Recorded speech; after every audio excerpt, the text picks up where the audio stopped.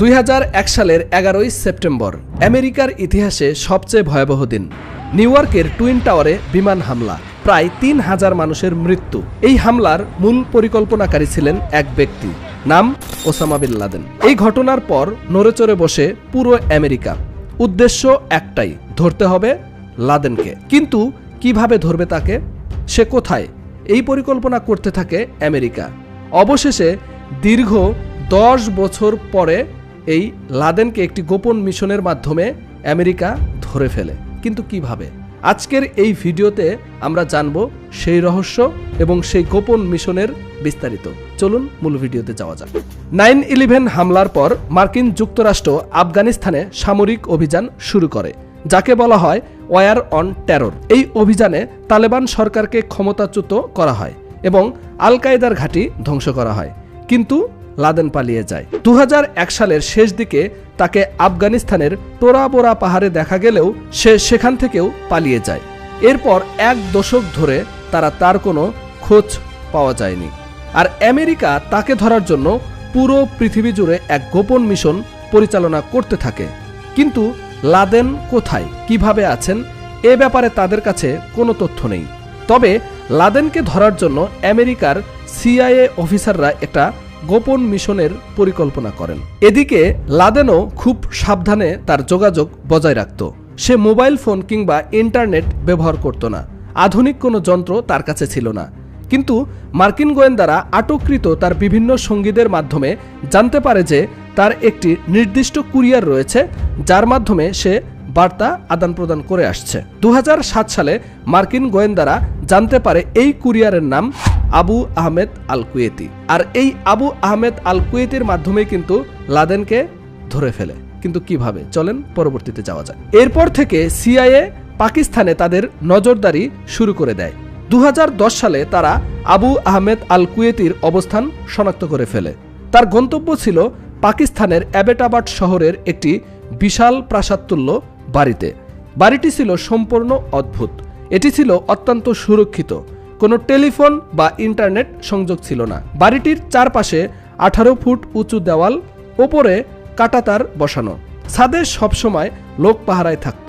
বাড়ির ভেতরে কোনো জানালা ছিল না, যা এলাকাটির অন্য সব বাড়ির থেকে একেবারেই আলাদা ছিল।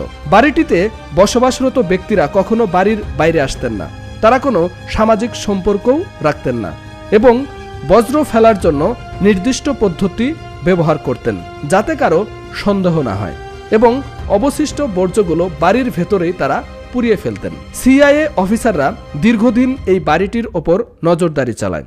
তারা ড্রোন ক্যামেরা এবং স্যাটেলাইট ক্যামেরা ব্যবহার করে এবং দেখে যে এক লম্বা ব্যক্তি মাঝে মাঝে উঠোনে হাঁটছেন, কিন্তু তিনি কখনো বাইরে বের হচ্ছেন না। CIA বিশ্লেষকরা এই ব্যক্তিকে দ্য পেশার বা চলাফেরা করা লোক বলে উল্লেখ করতে শুরু করেন।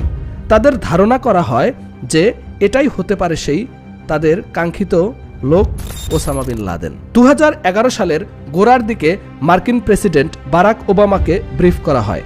সে বেশ কয়েকবার বিশ্লেষণের পর CIA অফিসাররা 60 থেকে 80% নিশ্চিত হয় যে লাদেন এই বাড়িতেই রয়েছে। আর এরপর শুরু হয় অপারেশন নেপচুন স্পিয়ার।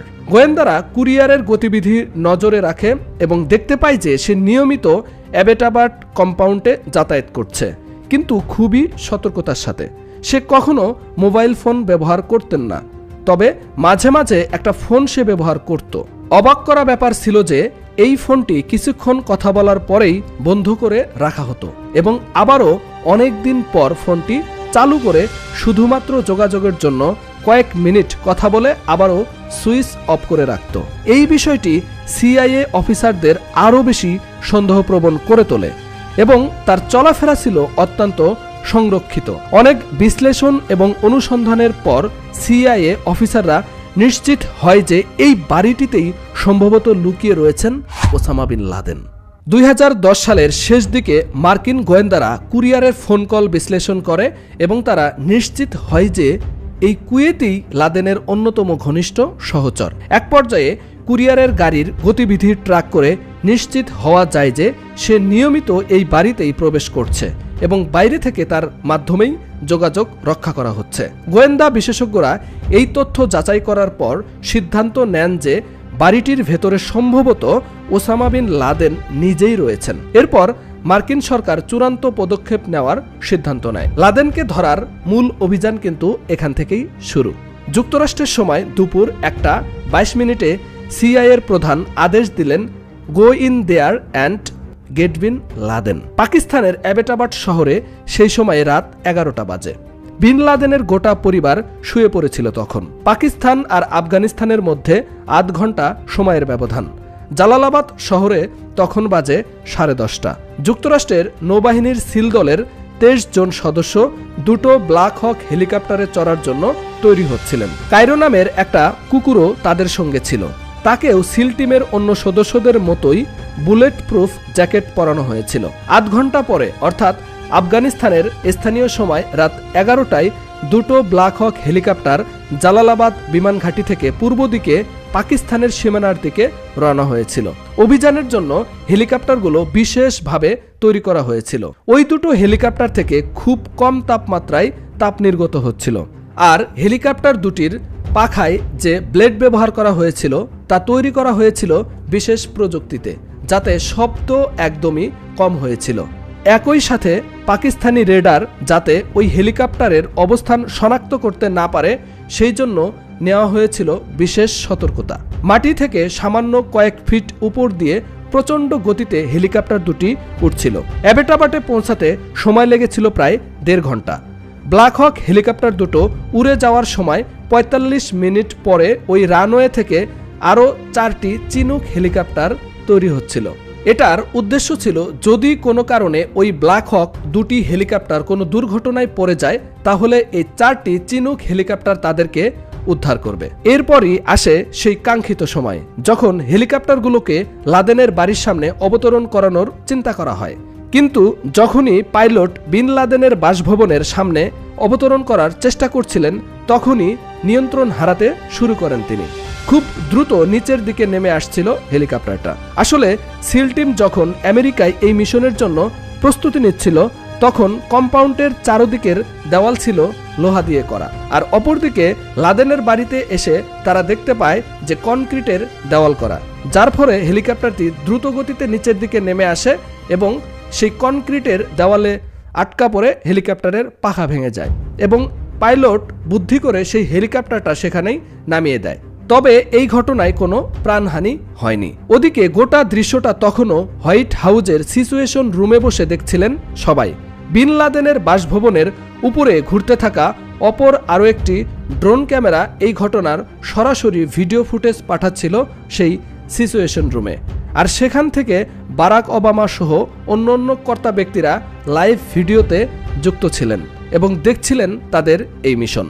এরপর ওপর থেকে দ্বিতীয় হেলিকপ্টারের পাইলট যখন নিচের হেলিকপ্টারটি ভাঙা অবস্থায় দেখে তখন তারা প্ল্যান বিতে চলে যায় এবং সেই পরিকল্পনা অনুযায়ী দ্বিতীয় হেলিকপ্টারটি পাশের একটি ক্ষেতের ভিতর অবতরণ করে। উঠোনোর চারদিকে নজর রাখার জন্য সিল সদস্যদের একটা ছোট দল দোভাষী আর কায়রো নামের কুকুরটা পাহারায় ছিল। কুকুরটিকে এমনভাবে প্রশিক্ষণ দেওয়া হয়েছিল যাতে সে বাইরের কোনো লোককে উঠোনোর কাছাকাছি যেতে না দেয়। কায়রোকে এই অপারেশনে নিয়ে যাওয়ার অন্যতম কারণ ছিল বেশিরভাগ মুসলমান কুকুরকে নাপাক বলে মনে করেন এবং এর থেকে দূরে থাকেন। ওদিকে বাড়ির দোতলায় বিন লাদেন তার শোয়ার ঘরে নিরাপত্তা ব্যবস্থার ফাঁদে পড়ে গিয়েছিলেন। ঘরের ভেতরটা যাতে বাইরে থেকে কোনোভাবেই দেখা না যায় সেজন্য জানালা ছিল না বললেই চলে।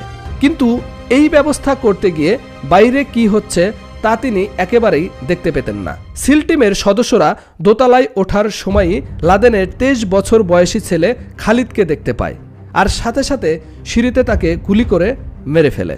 লাদেনের শোয়ার ঘরে একটা তাকের ওপর কয়েকটা AK-47 এবং মাকারভ পিস্তল রাখা ছিল, কিন্তু বিন লাদেন সেদিকে না গিয়ে আগে লোহার দরজা খুলে দেখতে চেষ্টা করছিলেন যে বাইরে কিসের শোরগোল হচ্ছে। তখনই একজন সিল সদস্য দেখে ফেলে লাদেনকে। সিঁড়ি বেয়ে উঠে তিনি লাদেনের দিকে ধাওয়া করেন। মুহূর্তের ভিতরে লাদেন ঘুরে গিয়েছিলেন, কিন্তু তখনই বড় ভুল করে ফেলেন তিনি। লোহার দরজা বন্ধ করেননি। কয়েক সেকেন্ডের মধ্যে ওই সিল সদস্য ঘরের মধ্যে ঢুকে পড়েন। লাদেনের স্ত্রী আমাল আরবি ভাষায় চিৎকার করে কিছু একটা বলে স্বামীর সামনে দাঁড়িয়ে পড়েন। আরেকজন সিল সদস্য আমালের গোড়ালিতে গুলি করেন। বিন লাদেন কোনো প্রতিরোধ করেননি। একজন সিল সদস্য তার ওপরে ডাবল ট্যাপ শট চালান। বিন লাদেনের বুক আর বাঁ চোখে গুলি লাগে, আর সাথে সাথে লাদেন নিহত হয়। অপরদিকে সিল টিমের একটা গুরুত্বপূর্ণ কাজ তখনও বাকি, অর্থাৎ আগে যে হেলিকপ্টারটির পাখা ভেঙে গিয়েছিল সেই হেলিকপ্টারটিকে ধ্বংস করা। অর্থাৎ সেই হেলিকপ্টারে এমন এক প্রযুক্তি ব্যবহার করেছিল আমেরিকা যাতে পাকিস্তানিরা বুঝতে না পারে, তাই তারা সেই হেলিকপ্টারটি সেখানেই জ্বালিয়ে দেয়। এরপর সিল টিমের সদস্যরা বিন লাদেনের মৃতদেহটি সিঁড়ি দিয়ে টেনে হিঁচড়ে নিচে নামিয়ে আনেন। গোটা সিঁড়িতে তখনও খুব রক্ত পড়ছিল। বাকি সিল কমান্ডোরা বিন লাদেনের বাসভবনের কম্পিউটার, মোবাইল ফোন আর হার্ড ডিস্কগুলো একত্র করছিল, যাতে সেগুলো পরীক্ষা করে আল কায়েদার কার্যপ্রণালী, ভবিষ্যৎ পরিকল্পনা এসব জানা যায়। লাদেনের মৃতদেহটা হেলিকপ্টারে শুইয়ে রাখা হয়েছিল, আর একজন সিল সদস্য লাদেনের ছবি তুলে পাঠিয়ে দিয়েছিল তাদের সার্ভারে। চেহারা শনাক্ত করতে পারেন এমন দুজন বিশেষজ্ঞ ওয়াশিংটনে অপেক্ষা করছিলেন। পুরনো ছবির সঙ্গে তারা চেহারাটা মিলিয়ে দেখার চেষ্টা করছিলেন। অবশেষে তারা নিশ্চিত হয় যে এটাই ওসামা বিন লাদেন, যাকে তারা এতদিন ধরে খুঁজছিলেন। হেলিকপ্টারগুলো ফেরার সময় জালালাবাদের দিকে সোজা পথটাই ধরছিল। গতিও আগের বারের থেকে অনেক বেশি ছিল। পাকিস্তানের সীমানা পেরোনের আগে সেগুলোতে জ্বালানিও ভরা হয়েছিল। তখনও প্রেসিডেন্ট বারাক ওবামা ঘটনার ভিডিওগুলো সরাসরি দেখছিলেন। স্থানীয় সময় রাত 2টা, অর্থাৎ আমেরিকার সময় সন্ধ্যা 6:30টার সময়ে জালালাবাদ বিমান ঘাঁটিতে হেলিকপ্টারগুলো ফিরে আসে, আর গোটা অপারেশনটিতে সময় লাগে প্রায় 3.5 ঘন্টা। অবশেষে লাদেনের মৃতদেহটি কোথাও কবরস্থ না করে সমুদ্রে ডুবিয়ে দেওয়া হয়। এর কারণ ছিল যাতে লাদেনের সেই মৃতদেহকে উপলক্ষ করে কেউ কোনো মাজার অথবা পবিত্র কোনো কিছু মনে করে কিছু তৈরি করতে না পারে, এবং সেই লাদেনের মৃতদেহটি সমুদ্রে ভাসিয়ে দেওয়া হয়। আর এভাবেই আমেরিকা তাদের মিশনটি সফল করে। প্রিয় দর্শক, ভিডিওটি কেমন লাগলো সেটা অবশ্যই জানাবেন, আর পরবর্তীতে আমাদের আরও বেশি ভিডিও দেখতে সাবস্ক্রাইব করে সাথে থাকবেন। আল্লাহ হাফেজ।